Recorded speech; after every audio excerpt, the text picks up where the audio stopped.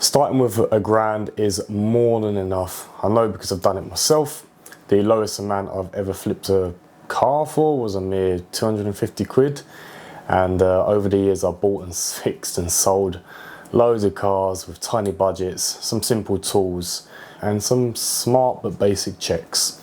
In this video I'm going to show you exactly how I would approach flipping a car with less than £1,000 in the UK as a beginner. So by the end of this video you'll know exactly where I look and where you should look, what cars to target, what checks you should do before buying to avoid some mistakes, and really what profit margins you should be looking at. First I'll touch on why beginners stay stuck in a kind of analysis paralysis mode, thinking to do it but not actually doing it. Simply put, people do not fail because car flipping is impossible or difficult. It's actually quite easy if you know what you're doing. They fail because they either think they need to know everything about cars. There's too much to know everything about cars, you're never going to know everything about cars, or they overestimate the risk. They think it's way bigger than what it is, when in reality it is not rocket science. One of the biggest misconceptions is that you need a deep mechanical knowledge before you begin, which yes, it can help of course, and it's going to be a lot easier and a lot less things to learn if you have some knowledge, or if you know somebody that's got some knowledge. AI, YouTube, me, I'm joking, but yeah, these things do help and it is a lot simpler than people think. Especially nowadays, because with AI and certain features you can practically go to every single job with a mechanic, a expert mechanic, on every viewing or pre-check. I've had plenty of seemingly nightmare situations which turn out to be quite simple. Even to this day I use AI. I mean, I'm going back before AI was a thing and I would have to use my mind and use people and resources, which I still use. But for the vast majority of instances I just get AI up. I open up the video part of ChatGPT and I ask it, what's this? And I had one where there was an electrical issue and it basically said all the things that I thought it could be, but it was like, here's the cheapest thing to try: fuse, check the wiring, check the fuses. Is the first thing. You know, if you only have £1,000 and you're relatively new to sales, I generally do auctions now, but that's with more information. What I would start with is Facebook and not the auctions.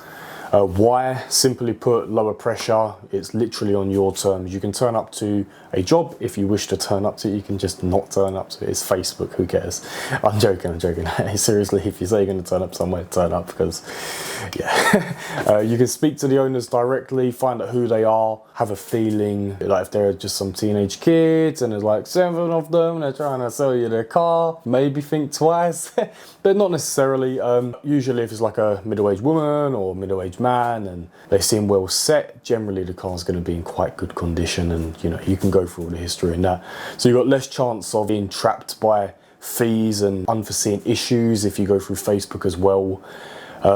Whilst auctions can offer bigger margins, and they quite often do, they often bring a lot of extra costs. You've got buyer fees, you've got delivery, you've got transport, access fees, and the car's not being up to T. As I say, I basically deal predominantly with auctions, and I do got a A to Z breakdown in my school community. Plus in there you can message me and ask me any questions about auctions, and I can break it down to you in the most simplest of terms, and it's pretty simple once you know what you're doing. But to begin with, Facebook is perfect. You're going to learn your bread and butter, and it will be a lot easier for you and a lot safer. And remember, you really want to target cars normal people want. The vast majority of people are looking for basically the same thing. Ford Focus, the Ford Fiesta, the Vauxhall Corsa, 4-door hatchbacks, practical SUVs. And depending on your area, this is going to vary. If you live inside a city, these low emission cars are really, really good.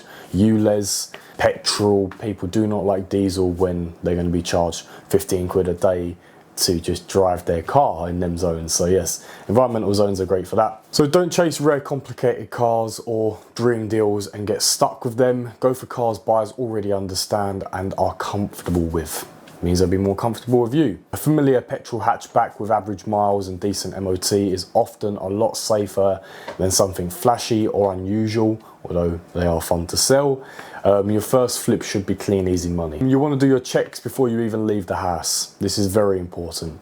Your profit starts before the viewing. A lot of costly mistakes can be avoided before the travel as well. I've got my free preview checks, my main ones. These are the most important if you ask me. The MOT history, I check all the MOT history. The vehicle HPI check. It's going to let you know if it's got any finance left over, if it's a category, if it's been an accident. It's very important. Category S is bad. I'm joking, they're pretty much bad. You want to study the listing and the photos properly. I always do an MOT history check and review the MOT pattern over time. So what you can do is take a screenshot of that or just copy. I'll show this inside the school. Send that to the AI with certain prompts, and it can help you spot and understand the cost of repairs or to inspect things more closely. If the photos don't add up to something, or there's something you see you need to ask the owner about, then do it. This is the moment to do that in the pre-check. Before you're there, you need to find out exactly what's going on. And remember, with the MOT history, repeated MOT advisories can reveal a pattern of neglect. If people are not clearing all of those advisories, and then usually not too bothered about the car, they're just doing it to get through the MOT. Whereas if it's got a really clean history, which I'll teach you all about in later videos, this is quite a good thing to look for, and it really helps with the actual sale because you can add that photo onto the listing. Anyone that knows cars, like, okay, like if a daughter's buying a car or a brother or something, generally they're going to show somebody that actually knows about cars, and they're going to go, yeah, that's a good buy. And you're going to feel the same if you do your research. Yeah, you don't want to fall in love with the price before you've checked the history. At the viewing, you want to keep it simple and systematic. I always use a checklist, no emotion. Why this matters, you know, beginners miss things when they rely on their memory or their instinct. So yeah, does the car match the photos? That's the main thing. You want to look, you want to see, is this what I was looking at? The photos old, or was they misleading?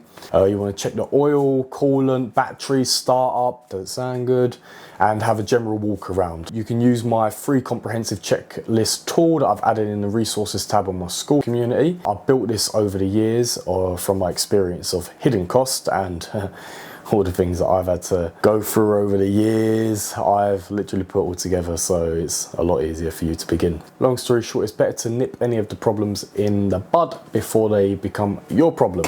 So walk away. You don't need to be a mechanic, you just need to use a system so you don't miss the obvious things. So you want to know your numbers before you make an offer.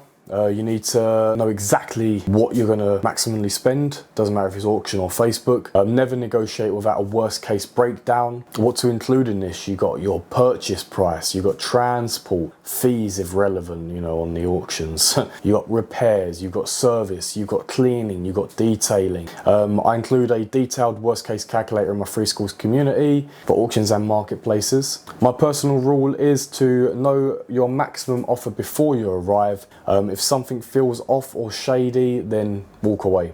There's better deals. So let's say you start with your grand. What you're going to do first is find a simple Facebook deal. You want to run some checks from your home, do your pre-check, view it with your checklist then, and you want to buy safely. Put a bit of money into the prep, sell it for a modest profit, and reinvest into better tools. I would highly recommend, either before or after, if you haven't got the extra cash, a battery/alternator checker, because then you can check if the battery's dead, how's the alternator doing. Very important. You don't need this, but a tyre tread checker will help, just to make sure that they're not underneath the MOT limit, depending on if it's going to need an MOT and stuff. I buy vehicles which don't have MOTs nowadays because I don't mind fixing them up. Yeah, for the money, of course, if you're just listening. Yeah, an OBD scanner is also really good. You can get cheap ones for like 20 quid, and you can get expensive ones for thousands of pounds. Mine cost about 750, and it's really good. But yeah, I started with a 20, then went to a 50, and then jumped up to my bigger scanner when I made a bit more profit. So yeah. Obviously, why this matters, this literally makes the whole thing feel a lot more achievable and not abstract. Once you've got a few little tools under your belt, you can cut out some of them bigger potential losses. But yeah, remember, your first flip's not about making loads. It's about building that confidence, building your tools up, and building some momentum. So If you want the full step-by-step process, checklists and tools, I make this a lot simpler for you. You can join my free school community for now. And if you're serious about starting, comment below or inside the school with your budget, and I'll tell you exactly what I'd look for. Thank you.